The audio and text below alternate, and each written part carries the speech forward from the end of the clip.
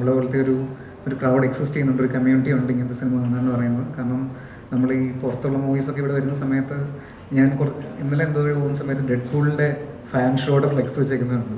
അപ്പോൾ ആ രീതിയിൽ ഡെഡ് പൂളിൽ ഇവിടെ ഫാൻ ഷോയ്ക്ക് ഫ്ലെക്സ് വെക്കുകയാണെന്നുണ്ടെങ്കിൽ ആ ഒരു ക്രൗഡ് എക്സിസ്റ്റ് ചെയ്യുന്നതെന്നാണ് അർത്ഥം. സോ അങ്ങനത്തെ ഒരു ക്രൗഡിൻ്റെ കൂടെ നിന്ന് പടം കാണുന്ന ഒരു വലിയ കമ്മ്യൂണിറ്റി എക്സ്പീരിയൻസ് ആണ്. സോ ആ എക്സ്പീരിയൻസ് കണ്ട ഏറ്റവും വലിയ സന്തോഷമുണ്ട്.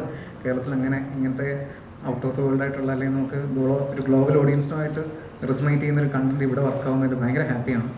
പിന്നെ ഇതൊരു കളക്റ്റീവ് എഫേർട്ടാണ്. ഞങ്ങളുടെ ടീമിൻ്റെ മൊത്തത്തിലൊരു ടെക്നിക്കൽ ടീമിൻ്റെയും ക്രിയേറ്റീവ് ടീമിൻ്റെ ഒരു എഫേർട്ടാണ്. അതുകൊണ്ട് എല്ലാവരുടെയും വിജയമായിട്ടാണ്, എല്ലാവരുടെയും കോൺട്രിബ്യൂഷൻ്റെ ഒരു സക്സസ് ആയിട്ടാണ് ഞാനത് കാണുന്നത്.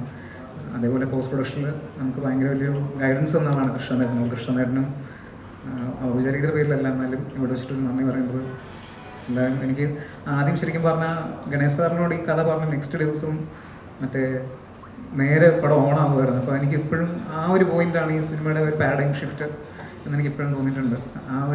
അങ്ങനെ ഒരു വെറ്ററൻ ആക്ടറെ നമുക്ക് ഒരു കഥ പറയുമ്പോൾ പുള്ളി ഇൻസ്റ്റൻ്റ്ലി പിക്കപ്പ് ചെയ്യുമ്പോൾ നമുക്ക് കിട്ടുന്ന ഒരു കോൺഫിഡൻസ് ഉണ്ട്. ഓക്കെ, നമ്മുടെ മെയിൻ ആൾക്ക് മനസ്സിലായി ഇനി മുമ്പോട്ട് നീങ്ങാമെന്നുണ്ട്. അപ്പം ബാക്കിയുള്ളതൊക്കെ എനിക്ക് എൻ്റെ സപ്പോർട്ട് സിസ്റ്റമാണ് ശരിക്കും പറഞ്ഞാൽ. അനാർക്കലി ആണെങ്കിലും ഗൂഗിളാണെങ്കിലും ഈവൻ റൈറ്റർ, നമ്മുടെ ഏറ്റവും ഇമ്പോർട്ടൻ്റ് ആയിട്ടുള്ള ആസ്പെക്റ്റ് ഏറ്റവും അറ്റത്തിരിപ്പുണ്ടാകാറുണ്ടാതെ വിനീഷ് VFX ചെയ്തിട്ടുള്ള നമ്മുടെ മെറാക്കി VFX അവർ കൊടുത്തേക്കുന്ന ഔട്ട്പുട്ട് എന്ന് പറഞ്ഞു കഴിഞ്ഞാൽ ആ ഇന്ത്യൻ ഇൻഡസ്ട്രി സ്റ്റാൻഡേർഡാണ് ഇട്ടിരിക്കുന്നത്.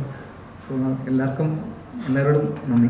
ഉണ്ടാവുമല്ലോ നമ്മൾ ഈ കാര്യത്തെ പറ്റിയിട്ട് നമ്മളൊരു ഫ്ലോ ചാർട്ട് ഉണ്ടാക്കുന്ന പോലെ നമ്മുടെ മുന്നിൽ മൈൻഡ് മാപ്പിംഗ് ഉണ്ടാവും. ഈ മൈൻഡ് മാപ്പിംഗ് ആവശ്യം വന്നിട്ടില്ല ശരിക്കും പറഞ്ഞാൽ. കാരണം ഞങ്ങൾക്കിടയിൽ അങ്ങനത്തെ ടോക്സ് തന്നെ ഇങ്ങനത്തെ ഒരു വേൾഡ് എക്സിസ്റ്റ് ചെയ്യുന്നുണ്ട്. സോ ഞങ്ങൾ രണ്ടുപേരും ഇതിനകത്ത് കുറച്ച് ലോസ്റ്റാണ് അങ്ങനത്തെ ഒരു വേൾഡിനകത്തും. അപ്പം പുറത്തുള്ള ഈ ഇമ്മീഡിയറ്റ്ലി നമ്മൾ കാണുന്ന കൈൻഡ് ഓഫ് ഒരു മുഖ്യധാരയുടെ രാഷ്ട്രീയ പ്രശ്നങ്ങൾ, ബാക്കിയുള്ള കാര്യങ്ങളൊന്നും നമ്മളെ എങ്ങനെ അഫക്റ്റ് ചെയ്യാറോ നമ്മുടെ ഡെയിലി ടോക്സ് വരാറില്ല. റാദർ ദാൻ നമ്മൾ സംസാരിക്കുന്ന കുറച്ചുകൂടെ ബെറ്റർ കാര്യങ്ങളാണ്. മേ ബി ഒരു ഗ്ലോബലി നമുക്ക് ഭയങ്കര ഒരു വലിയ കാര്യമായിട്ട് തോന്നുന്നതാണ് കാര്യങ്ങളാണ് നമ്മൾ കൂടുതൽ സംസാരിക്കാറ്. അപ്പോൾ ഈ ശരിക്കും പറഞ്ഞാൽ ഞങ്ങളുടെ റൈറ്റിങ്ങിൻ്റെ പ്രോസസ്സും അതിൻ്റെ ഒരു ഔട്ട്കം വന്ന് നിൽക്കുന്ന ശരിക്കും പറഞ്ഞാൽ പോസ്റ്റ് പ്രൊഡക്ഷനിൽ കൃഷ്ണനേട്ടൻ ഇൻവോൾവ് ആകുന്ന ഒരു സ്പെസിഫിക് പോയിന്റ് വന്നിട്ടില്ല. കാരണം ഇത്രയും നമ്മളെ അഴിച്ചു വിട്ട പോലത്തെ ഭയങ്കര ക്രേസി ആയിട്ടുള്ള റിക്ക് ആൻഡ് മോർട്ടി അല്ലെങ്കിൽ എവരിത്തിങ് ഒരു ഓൾമോൺസിൻ്റെ ഒക്കെ ഒരു കൈൻഡ് ഓഫ് ഒരു പാറ്റേണിൽ പോയിരിക്കുന്ന സാധനം കൃഷ്ണനേട്ടൻ വന്നിട്ട് അവിടെ ഒരു എന്താ പറയുക, ഭയങ്കര വളർന്നിരിക്കുന്ന കാട് വെട്ടി ഒതുക്കി ഒരു മൈതാനമാക്കി എന്നൊക്കെ പറഞ്ഞ പോലത്തെ ഒരു ഹെൽപ്പ് ഇതിനെ കൊമേഴ്ഷ്യലി പാക്ക് ചെയ്യാനായിട്ട് വന്നിട്ടുണ്ട്. അപ്പോൾ നിങ്ങൾക്ക് വേണ്ടി ഞാൻ കൃഷ്ണനോട് ചോദിക്കുകയാണ്. ബിക്കോസ് ഞങ്ങൾക്കൊക്കെ ഒരു ടോർച്ച് ബെയറാണ് ഈ ഇൻഡസ്ട്രിയിൽ. ഞങ്ങൾക്ക് ഇങ്ങനത്തെ ഒരു സംഭവം ചെയ്യാൻ പറ്റുമെന്ന് എനിക്ക് വിശ്വാസം വന്ന ആവാസ്യം വന്നപ്പോഴാണ്. അപ്പോൾ എങ്ങനെയാണ് ഇപ്പം ഈ വരുന്ന കണ്ടന്റുകളെയൊക്കെ ഒരു ഫ്ലാഗ്ഷിപ്പായിട്ട് നിന്നിട്ട് എസ്റ്റാബ്ലിഷ് ചെയ്യാൻ ഞങ്ങൾക്കൊരു പാത വെട്ടി തുറന്ന ആളാണ്. അപ്പോൾ ഫ്യൂച്ചറിൽ എങ്ങനെയാണ് ഇതിനെ എസ്റ്റാബ്ലിഷ് ചെയ്യാൻ ശ്രമിക്കുന്നത്, ഞങ്ങൾക്ക് എങ്ങനെയാണ് മുമ്പിലിട്ടൊരു ഗൈഡൻസിലാണ് ഉദ്ദേശിക്കുന്നത്?